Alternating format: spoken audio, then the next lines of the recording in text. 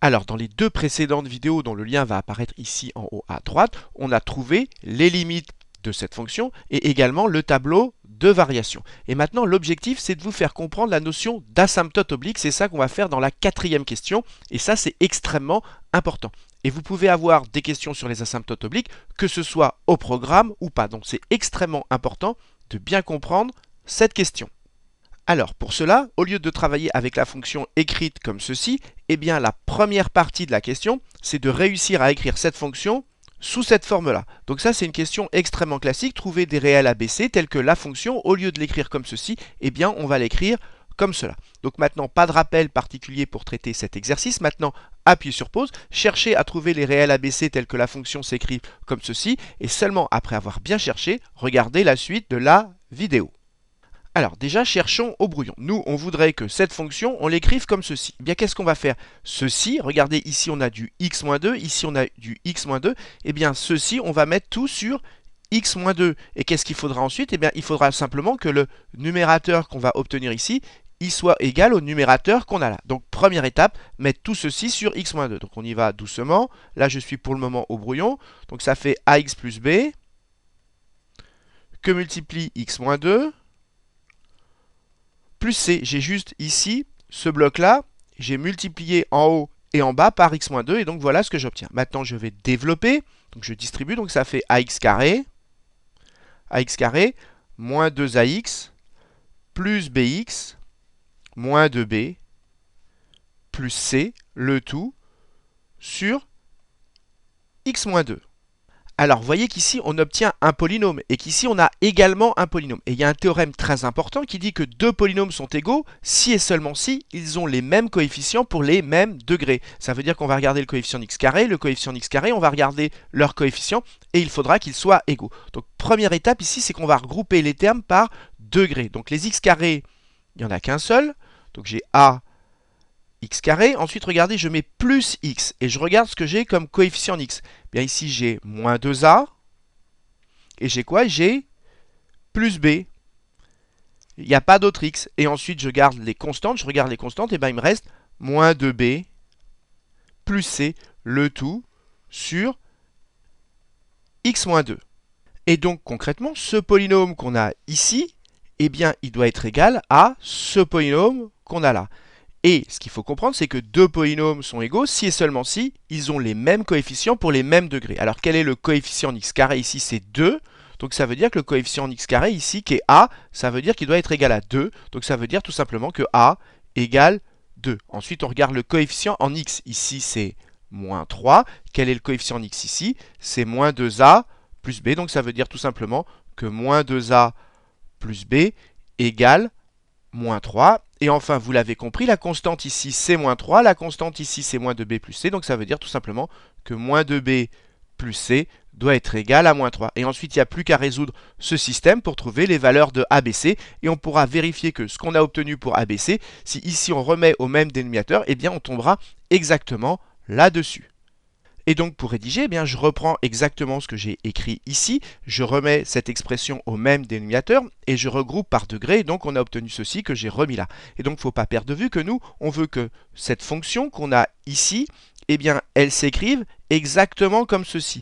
Or ceci, on vient d'expliquer que ça s'écrit comme cela, donc si on veut que ça égale ça, et comme ça est égal à ça, ça revient quand est-ce que ceci et cela sont égaux. Et comme c'est deux fractions qui ont le même dénominateur, et bien deux fractions sont égales quand elles ont le même dénominateur, si elles seulement si elles ont le même numérateur. Donc ça veut dire qu'en fait, on cherche quand est-ce que ce numérateur et celui qu'on a ici sont égaux, c'est ce que j'ai écrit. On cherche ABC tel que ceci, cette expression qu'on a ici, et celle-là, et bien quand est-ce que ces deux polynômes sont égaux.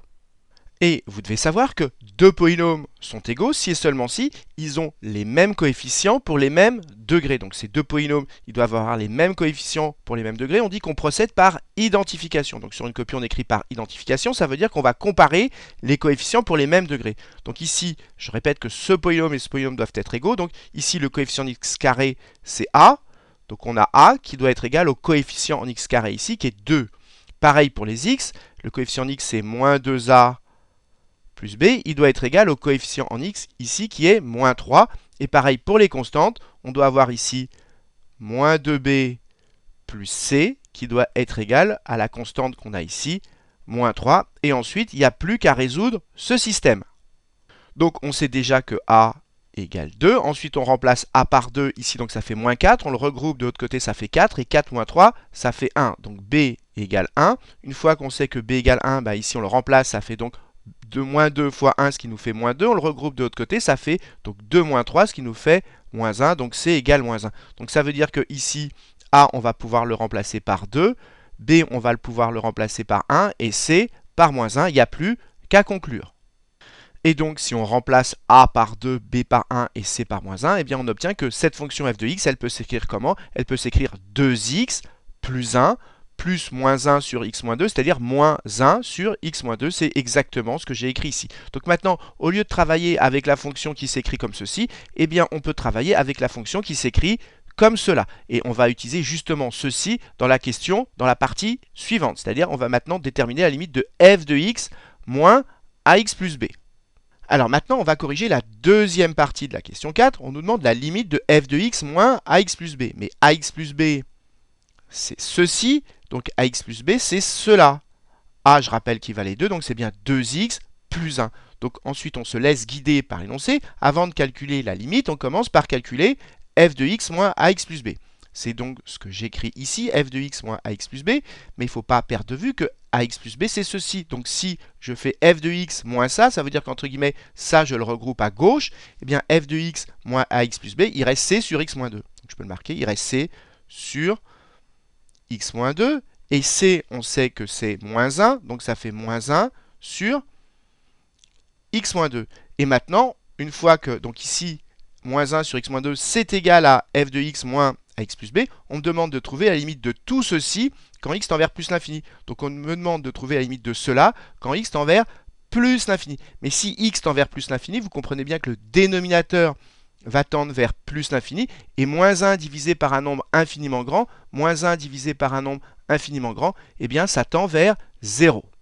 Et donc, pour rédiger, je commence par trouver la limite du dénominateur, quand x tend vers plus l'infini. Donc, quand x tend vers plus l'infini, la limite de x moins 2, x tend vers plus l'infini, donc x moins 2, entre guillemets, l'infini moins 2, ça tend vers plus l'infini. Donc, le dénominateur tend vers plus l'infini, et donc, un nombre constant divisé par plus l'infini, ça tend vers 0. Donc, la limite de tout ceci, c'est 0. Donc, tout ceci va tendre vers 0, et donc, ça veut dire que tout ceci tend vers 0. Donc on a déduit que la limite de f de x moins ax plus b en plus l'infini, eh bien la limite c'est 0. Donc on a trouvé la limite et maintenant il faut interpréter graphiquement ce qui se passe. Alors faisons un petit schéma pour comprendre ce qui se passe. Ax plus b c'est une fonction affine, sa courbe c'est une droite. Peu importe la tête qu'elle a, imaginons qu'elle ait cette tête-là. Qu'est-ce qu'on a démontré? On a démontré que la différence entre la fonction et ax plus b, eh bien cette différence elle tend vers 0. Ça veut dire quoi? Ça veut dire que l'écart entre les deux eh bien, va tendre vers 0 quand x va devenir très grand. Donc on ne sait pas quelle tête a la courbe, mais ce qui va se passer c'est que eh bien, l'écart entre la courbe et cette droite eh bien, va tendre vers 0 quand x va devenir infiniment grand. Autrement dit, ça veut dire que la courbe de f et cette droite eh bien, vont se confondre en plus l'infini. Et on dira que du coup, cette droite, c'est une asymptote oblique à la courbe. Voilà ce qu'il faut comprendre. Et donc, qu'est-ce qu'on peut écrire? Eh bien, on va écrire que comme cet écart tend vers 0, eh bien, ça veut dire que graphiquement, la courbe et cette droite, eh bien, elles vont se confondre lorsque x va tendre vers plus l'infini. Et on dira que cette droite est asymptote oblique à la courbe. Alors, vérifions qu'on ne s'est pas trompé et on va tracer la courbe de cette fonction. Donc, j'y vais, je vais taper son expression. Donc, ça fait 2x au carré moins 3x moins 3, le tout divisé par x moins 2. Et voilà, on obtient la courbe de cette fonction. Et qu'est-ce qu'on observe? Regardez, quand x devient très grand, eh bien la courbe de cette fonction, on dirait une droite. Et donc ça veut dire que sans doute, cette courbe, elle se confond avec une droite et on espère que cette droite, son équation, c'est y égale 2x plus 1. C'est notre ax plus b. Alors vérifions qu'on ne s'est pas trompé. Donc je tape ma deuxième fonction, g de x égale 2x plus 1. Et regardez ce qui se passe, c'est bien ce qu'on a démontré par le calcul. En rouge, j'ai ma droite. En vert, on le voit à peine ici, j'ai la courbe de ma fonction. Et voyez que quand x devient très grand, eh bien, elle semble se confondre. C'est exactement ce qu'on a démontré ici. La fonction et la droite, quand on calcule leur différence, eh bien quand x devient très grand, ça tend vers 0. Ça veut donc dire qu'elles se confondent lorsque x devient très grand. Et c'est pour ça qu'on dit que cette droite, elle est asymptote oblique, parce qu'en fait, elle est en diagonale, entre guillemets. Elle est asymptote oblique, cette droite, à la courbe. Alors, qu'est-ce qu'il faut retenir de cette quatrième question? Eh bien, une chose extrêmement importante, c'est comment on a fait pour trouver ABC. C'est une question qui revient très souvent dans les exercices. Eh bien, comme on veut que cette fonction et celle-là soient égales, eh bien, première étape, on met tout au même dénominateur. Et ensuite, on compare les numérateurs. Et comme ce sont deux polynômes au numérateur, eh bien, comme on veut qu'ils soient égaux, on procède par identification. Ça veut dire qu'on va regarder le coefficient en x carré ici, le coefficient en x carré dans ma deuxième fraction, et on veut qu'ils soient égaux. Et du coup, on obtient un système, on résout le système et on trouve ABC. Donc ça, c'est la première chose fondamentale à bien comprendre. C'est une question extrêmement classique. Deuxième chose à bien comprendre, c'est que notre fonction f, on l'a écrit sous la forme f de x égale un premier bloc, qui est une fonction affine, plus un deuxième bloc. Et il se trouve que ce deuxième bloc en plus l'infini, eh bien, il tend vers 0. Et donc ça veut dire qu'en plus l'infini, entre guillemets, ma fonction, elle est pratiquement égale qu'à ce bout-là, puisque celui-là, il tend vers 0, entre guillemets, il est négligeable. Et donc on a calculé f de x moins ax plus b, on a démontré que ça tendait vers 0, et donc ça veut dire que ma fonction et cette droite d'équation y égale à x plus b, eh bien, elles vont se confondre lorsque x tend vers plus l'infini. Ça correspond au schéma qu'on a ici. Et donc, ça voudra dire que cette droite qu'on a ici, on dit qu'elle est, dans ce cas-là, asymptote oblique à la courbe parce qu'elle va se confondre en l'infini avec la courbe. Donc voilà, j'espère que cette vidéo vous a permis de bien comprendre comment on trouve ABC et également de comprendre la notion d'asymptote oblique si vous ne la connaissiez pas. Et comme d'habitude, si vous avez apprécié cette vidéo, n'hésitez pas à la partager et à la liker.